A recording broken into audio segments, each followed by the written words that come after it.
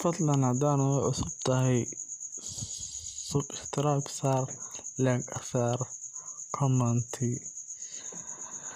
la wadaag asxaabtaada saan u helno asxaab adiga camal u wanaagsan. Mahadsanid.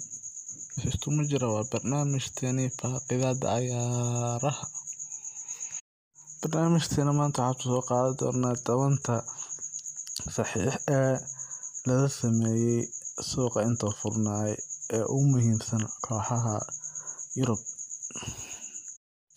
Nambarka 1 waa saxiixii ugu weynaa ee laga sameeyay suuqa jilaalta ciyaaryahanka Luis Alberto Suarez ayaa soo macsalaameeyay kooxdiisa saaxiibadiisa reer Catalonia ee Barcelona, wuxuuna si toos ugu biiray kooxda reer Spain ee Atletico Madrid. Suarez ayaa sheegay in uu ku faraxsan yahay in uu la xifaaltamo kooxaha Barcelona iyo Real Madrid. Saxiixa labaad waa Alcantara.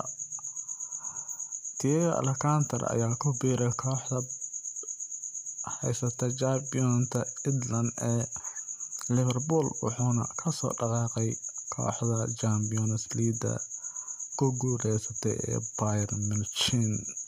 Nambarka 3 waa xiddiga reer Chile ee hore ugu soo ciyaaray kooxaha Bayern Munich iyo Juventus. Arturo Vidal ayaa ku biiray kooxda Juve Internazionale. Inter Milan ayaa ku biiray, wuxuuna kasoo dhaqaaqay kooxda Barcelona. Nambarka 4 waa Ivan Rakitic oo ku biiray kooxda Sevilla, wuxuuna kasoo dhaqaaqay kooxda Barcelona.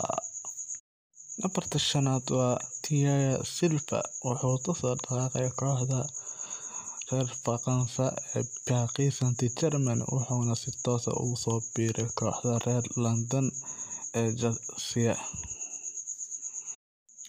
Nambarka 6 waa Gareth Bale. Xiddiga reer Wales ayaa Real Madrid ugu soo dhaqaaqay qaab amaah ah, wuxuuna ku soo biiray kooxda reer England ee Tottenham Hotspur.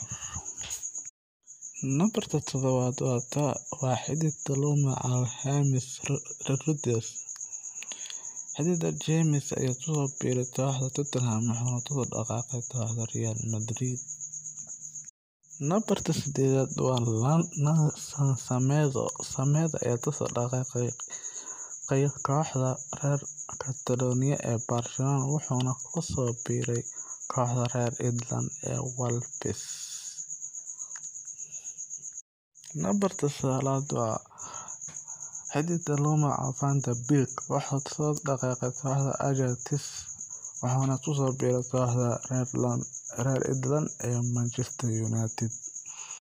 Nambarka 10 waa William Borges, wuxuuna kasoo dhaqaaqay kooxda reer London ee Chelsea, wuxuuna ku biiray kooxda lagu magacaabo Arsenal.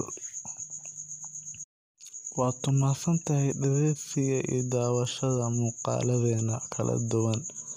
Aad iyo aad ayaa u mahadsantahay dhammaan familka Cornel Official.